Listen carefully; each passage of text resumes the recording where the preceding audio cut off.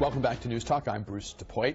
Hillary Clinton's near collapse at a 9/11 event in New York on Sunday triggered a crisis moment for her PR team, and by their own account, they could have done much better.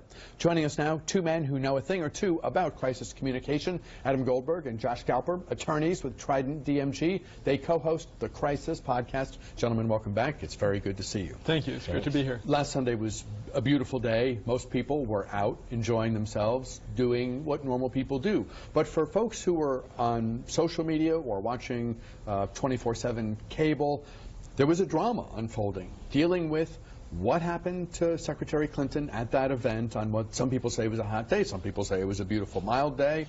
And then, of course, that video that seemed to take the story into a crisis moment for her team. Overheated, went to an apartment to cool off. Okay, that happens. But to see someone almost go down, as she did, well, that really raises, that's visual, that's powerful, and that raises a whole set of issues. How do you attempt to respond to that sort of thing, Adam, coming out of the blue?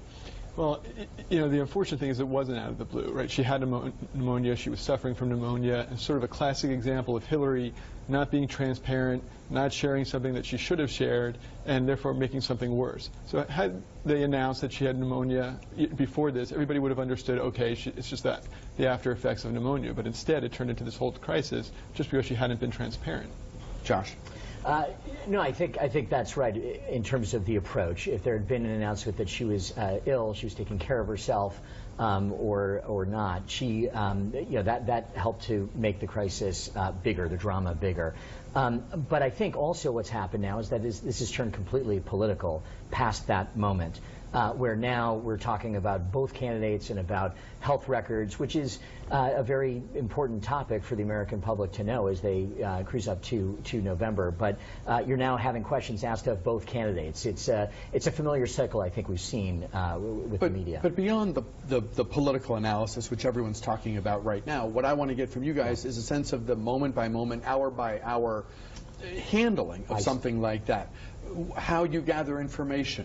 Who makes decisions about what to release, what to say, particularly if some of the core information, like her diagnosis 48 hours earlier, is only known by a few people.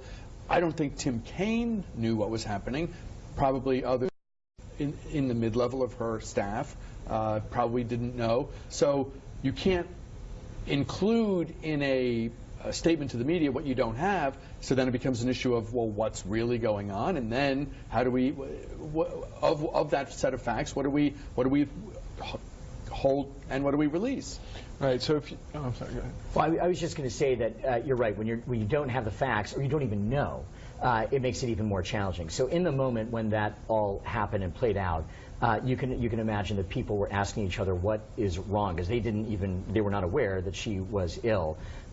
You have to gather facts in that moment, understand what is actually happening, get in touch with the doctor who I understand was with Secretary Clinton, and understand from the doctor what she had learned on Friday, and play it out from there, because she is the one who has the facts, and then figure out what to say about where she is going next, which I'm not sure the campaign really knew either. And what you hope is there should be one person who has the authority, who has the respect to go ahead, make decisions, and learn the facts. And we just don't know whether that was the case. You had the campaign manager, Ravi Mook, say he wasn't sure, he wouldn't acknowledge when the staff was told, so he might not even have known. And so, but ideally you'd have one person, maybe that's John Podesta, saying, okay, this is what we're going to do, this is what I need to know, and we're going to go do this ahead. And clearly, you know, based on what happened, they didn't have that, because it took them a long time to actually come out and explain what was the problem. I was just going to add, too, decision-making authority is one thing in a situation like this, and then there is who is going to communicate the message. So it looked like they weren't sure what decision to make around there, and then who was actually going to be a spokesman.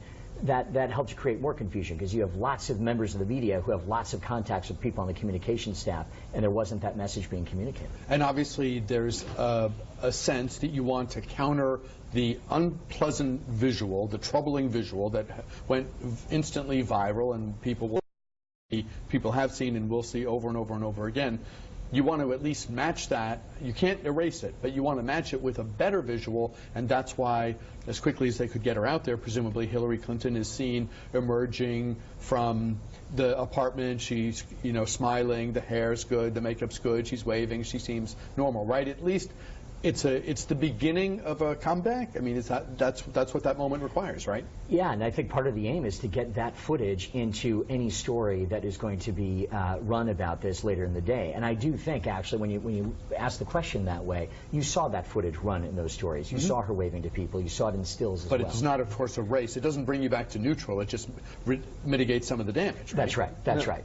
And then you've always got the situation in a case like this one or any other where you're a high-ranking member of the political team or the media team or what have you.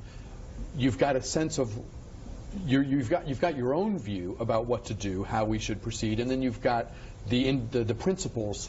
In this case, Secretary Clinton's, her sense of what I want out there, what I want said, what I want withheld, and there can be really thorny conflict there, right? I mean, and clearly there's been that kind of ongoing conflict in the Clinton campaign over time, with her starting with the emails and going forward. There always seems to be this juxtaposition of what some on her staff want to do to be more transparent, come out with information, and for her to have a less transparent approach to things. And I think we saw that tension emerge over this as well. Donald Trump has proven to be a fascinating political character because he says things every day that are factually false. I don't know how many of them reach the gaffe level, but he says things, and the two very recent ones that we discussed in the prior segment, the notion that if you have your kids run the business, that equates to putting the assets in a blind trust. Factually, that's false. No more need to be said. Waving your hand each, he says that's exercise. Factually false. Nothing more need to be said. And we're laughing because it's sort of funny, but it's not. Right. So do you marvel at his ability to continue to defy the laws of political gravity? Because in a normal election with a normal candidate, you say something kind of dumb, there's pushback and a required response. He skates right past all of it. He does, and I think that has been a theme throughout his candidacy, and we've seen it. Yes, I've been marveling at it. It's become kind of old hat, I think, for everybody who's watching this. There are generally consequences for comments like that, or for saying things that are just blatantly false, and there doesn't seem to be a consequence that at least sticks. And what we have really is really interesting is you have a battle lines emerging even among the media with this whole notion of false equivalency. There's some in the media emerging saying no, particularly among the commentators and op-ed writers, no, you have to call this out. You can't be treating Hillary and Trump the same. But then you have the New York Times public editor saying no, false equivalency is a myth. We have to go out there and just report facts. But as you say, Trump is not talking in facts, so I'm not sure I agree with the New York Times. I think that's a fact. There are going to be books and symposia and all manner of things on that issue that you just raised probably for years to come, because on the one hand you have the notion that Team Blue says this, Team Red says that, or she says this, he says that, public you decide, versus a more robust and we've seen the proliferation of fact checkers, and they're doing I think a terrific service to our small d democracy. But the alternative to the general sense of here's what they said, you decide, is a much more robust. So and so said this, comma, and that is known to be false. Period, that's right. And it's going to be really interesting to see how this plays out in the debates in 2 weeks. Leslie holds up first. Everybody who's moderated these debates, everybody who's interviewed Trump, a lot of times been criticized for not calling Trump to the carpet more in these facts. What approach is Lester Holt going to take? Is he going to play fact checker, or is he just going to play moderator and let Hillary fact check Trump? As a voter, do you want to see a moderator do fact checking in real time, or do they have so much on their plate as it is that and they've got the other person there with the opportunity to say, no, what you just said is factually untrue?